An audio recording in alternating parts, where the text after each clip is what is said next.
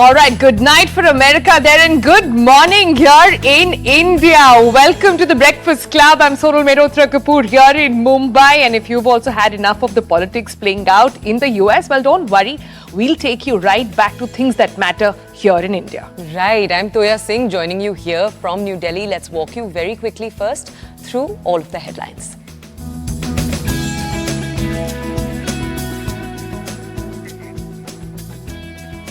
Paralympic powerhouse makes history in Paris, 29 medals and counting. The rise of India's para-athletes, how India turned aspiration into achievement.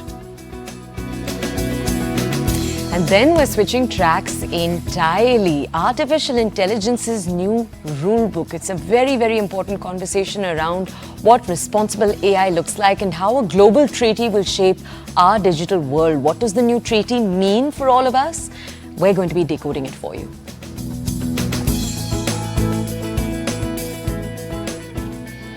Also coming up on the program, Java's latest bullet, the 42FJ packs in a punch. What is the new 42 on the block all about? It's an overdrive review.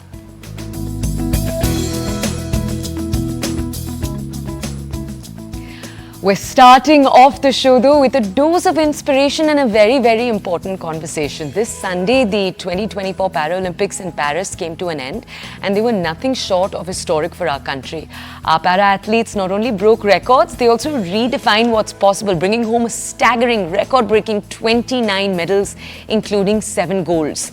And there are the inspiring personal journeys of each of the athletes that we've seen. We're showing you some of them on our screen. The Indian contingent has left us with countless moments, memories of pride. There is, of course, the grit and determination of our Paralympians and the continuous support of their families. What did India do differently this time around to support their athletes this time? And what do we need to continue doing?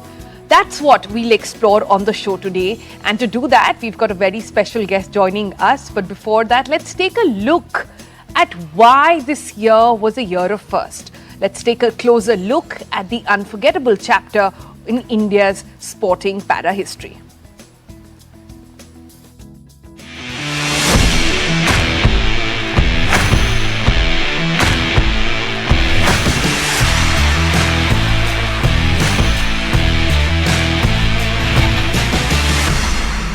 An exhilarating chapter of sports history.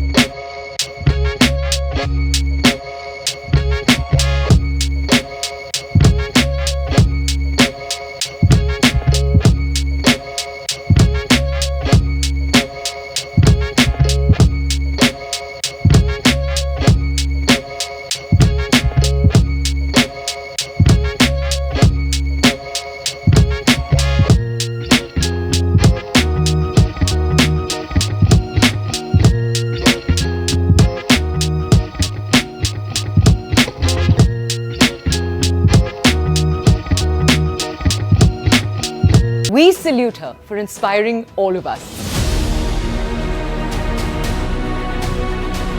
Then there's sprint sensation Preeti Pal.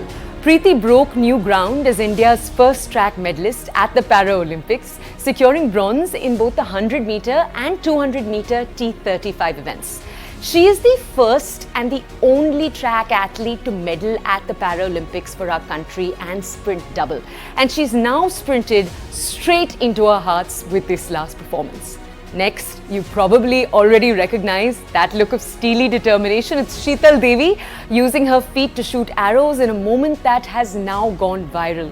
Sheetal won a bronze, this is in the mixed team compound archery, And at 17 years, 7 months, 23 days, she became the youngest Indian Paralympic medalist in history. Let's go very quickly after that to some men that we have watched with awe. There is Kapil Parmar, who brought a new dimension to the Paralympics by winning bronze in blind judo. He's also become the first ever Indian to win a Paralympic medal in the sport. Right after that, there is the incredible Sumit Antil, who made history as the first Indian man to defend a title. This is by winning the F64 category gold with a Paralympics record throw of 70.59 meters. And we cannot forget Nishad Kumar. He's a young man who once dreamt of joining the Indian Army, and he's instead made the entire nation proud by winning silver in the men's high jump T47 final. This is with a jump of 2.04 meters. Though the Paralympics lasted 12 days, experts say that for our nation, the magic really happened between days 5 and 7, where the Indian team won an astonishing 17 medals in just 3 days. These are, of course, just some of the sports people who left a mark on our hearts, just a few. Looking ahead, the horizon is bright for Team India. India's next goal is to break into the top 10. This is at LA 2028. As we told you already, a record 84 athletes were in Paris this time, and new sports like paracycling, para-rowing have already joined the lineup. Until next time, keep cheering, keep celebrating, and most importantly, let's keep supporting our Paralympic champions.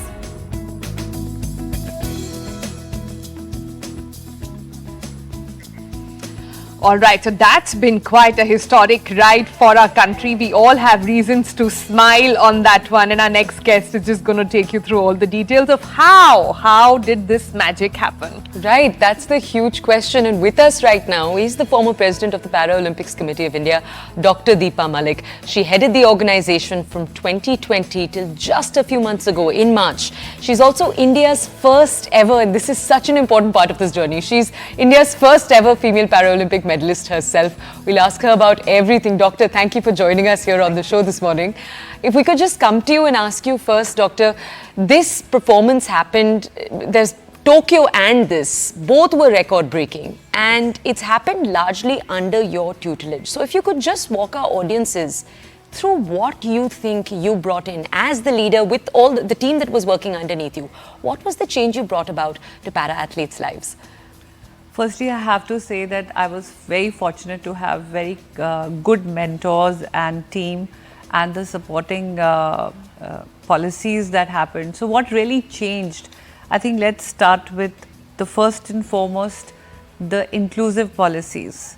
When you have Prime Minister himself accounting and taking account of their progress, the charter, the graph, and every policy is at par for Olympians and Paralympians from the central government and state governments also joining hands slowly and steadily. So that was a huge support when your elite pool is a target Olympic podium scheme. What we did as a federation, we also became a little matured.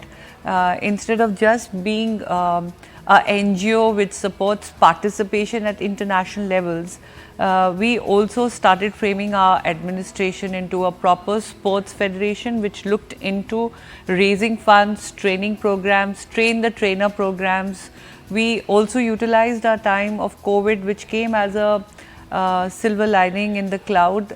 We educated our athletes for information technology. We had webinars which simplified the classifications and rules in Hindi language. Because most of the material is available in English and on the websites, and athletes really didn't know how to access it. So that is something we educated them. We also had mental training and science introduced. With Target Olympic Podium Scheme, every athlete gets the comfort of customizing their training to have a physiotherapist, a mental trainer, a nutritionist. We also had stakeholders like OGQ and Go Sports who brought in sports sciences along with supporting the athletes' journeys.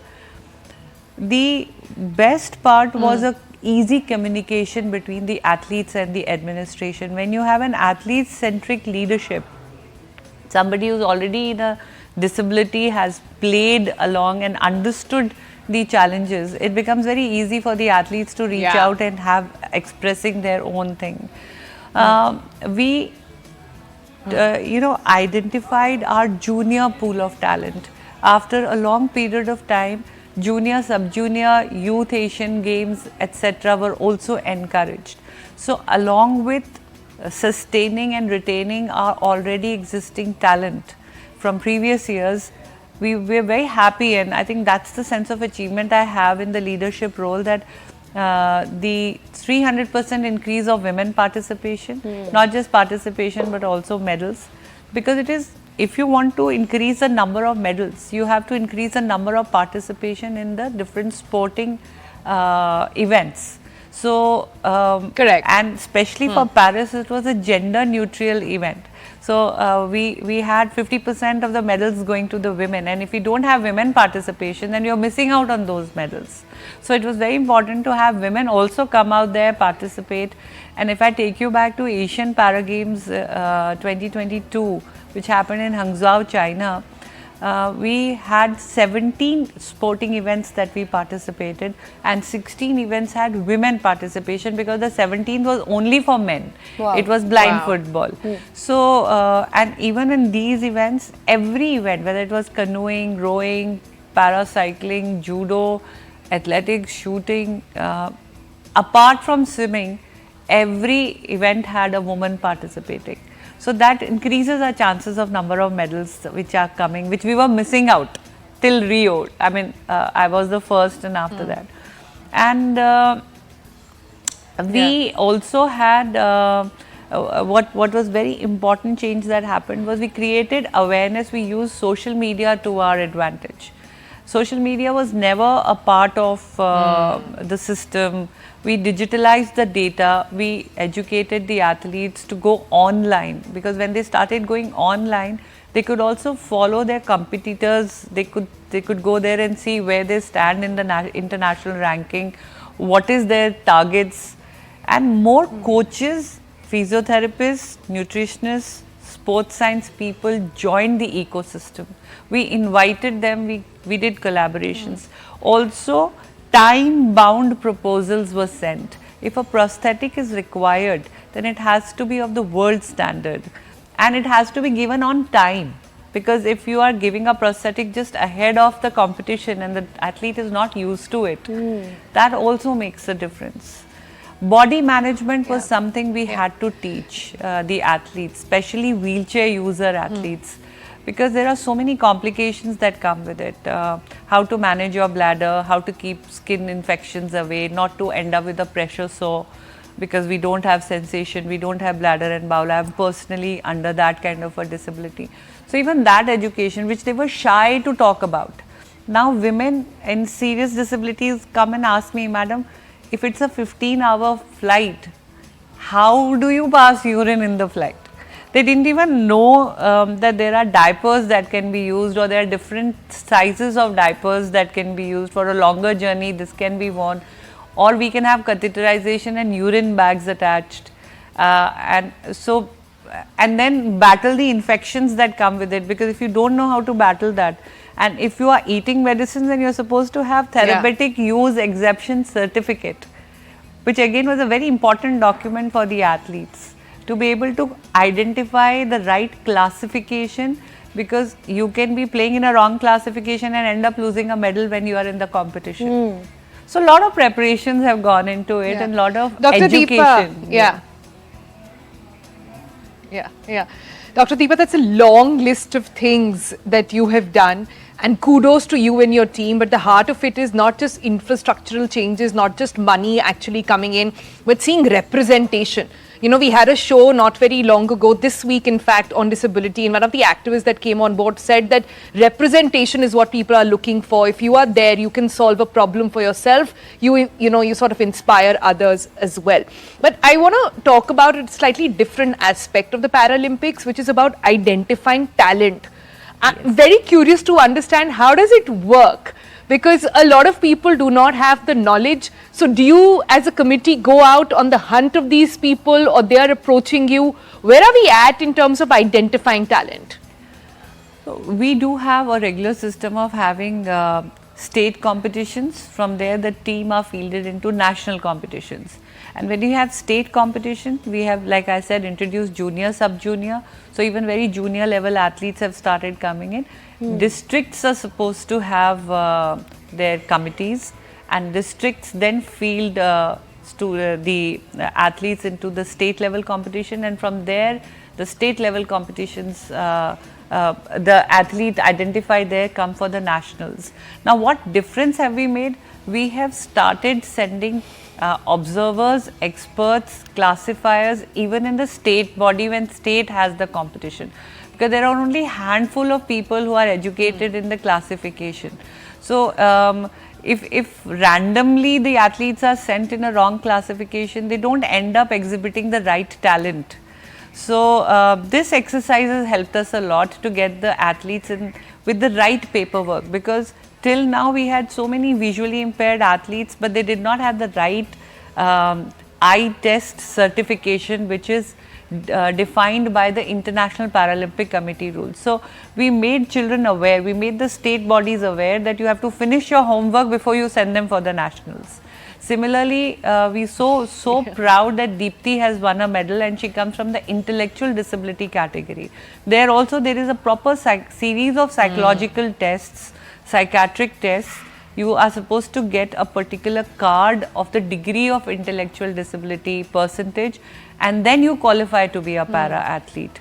So these medical identification is the first step, and if they are rightly done and rightly encouraged, and also the choice of the sporting event. For example, I have a body which is chest below paralyzed. For 4 years I was swimming, and I was in a wrong event. It was a wrong sport for me, because I have 200 stitches between shoulder blades. My shoulders are not strong. 7 vertebrals are chopped. I have spasticity in the body due to spinal cord injury. So while I am trying to swim in the water, the body would become tight and restrict my movement. My lungs would also get a spasm. I wouldn't be able to breathe. So not be able to get the stroke right or get speed into it. Then my whole body, I am a disadvantaged against an amputee who has no problem with their oblique or torso muscles or shoulder muscles. For me, my entire body is affected. So then no point competing against people whose bodies are advantaged in the water, because you are only categorized of no use of legs. But what about it? So this is how we started identifying and getting the people in the right category, and that's how we were able to field more and more athletes in different sporting events. Dr. Deepa, if we could ask you, you have now, as of March, you are not the president anymore. You've stepped into another very important position. Yes. And I want to ask you, we're telling our audiences one of India's goals is LA. We are in the top 10. What does that actually look like going forward? Of what we followed during my tenure and the team that we had, we focused a lot on retaining our talent, which we knew is going to sustain. So you see a lot of repeat medals. You see a Sharad Kumar, you see a Mariappan winning medals. You have Avani Lekhara, who's defended her gold. But you also see the people who were 4th in the ranking. For example, Dharamveer, he went on to win a gold. Pranav was just missed his qualification for Tokyo, has now gone on to become a silver medal. Navdeep always was stuck on a 4th position, has gone on to win a gold this time. So not just retaining your talent, improving. Harvinder had a bronze last time. This time he's come back with a gold. So we are continuously increasing the level of performance. And if Yogesh and Nishad could not win a gold, they were very upset about it. I mean, it took them a day to smile after winning a silver. So these are the aspiration of the athletes. This is the mental robustness that they have nowadays. And similarly, this time we had approximately 40 new first-time Paralympians. So that goes to see that along with retaining our past talent, we have also nurtured the new talent. Because 50% of the team are fresh Paralympians. That itself goes to see how much homework has gone in. 32 women participation. It was just 2 on the quota allocation and 1 on bipartite. Women participation in Rio went on to become 14 girls and 3 medals. Now it has become 11 medals and 32 girls. And different disabilities, whether it is visual impairment, it is cerebral palsy, it is short stature, you have intellectual disability. I mean, amputees, you have talent from every part. Archery, table tennis, you have athletics, parachuting, so many sports also where women are diversifying, and I mean, it was just a bad day for Prachi. We were very hopeful that Prachi, but this is a considerably a new sport. And we are still getting used to the new sport. Doctor, though, I must say, one of the loveliest things about talking to you is just how clear it is that you were very close to each of the players. You know, the way you're actually mentioning each of their names, saying, okay, for this one it was a great day, for this other person it was a disappointment. Yes. It's so lovely to speak to you, get to know how close you were to the players. Doctor, we have unfortunately run out of time though. Yes. In the last few minutes, it's been lovely getting to know you. Thank you. Lovely speaking and thank you for celebrating parasports. This year we were lucky to have a broadcast. I hope with this win, more and more channels like yourself are going to come forward and show more of these events, even on the national and state level. Awareness will count. It's an honor to have you though. Thank you. Thank you. All right. All right, after that very inspiring conversation and getting to understand so many fresh things, it's time to slip into a quick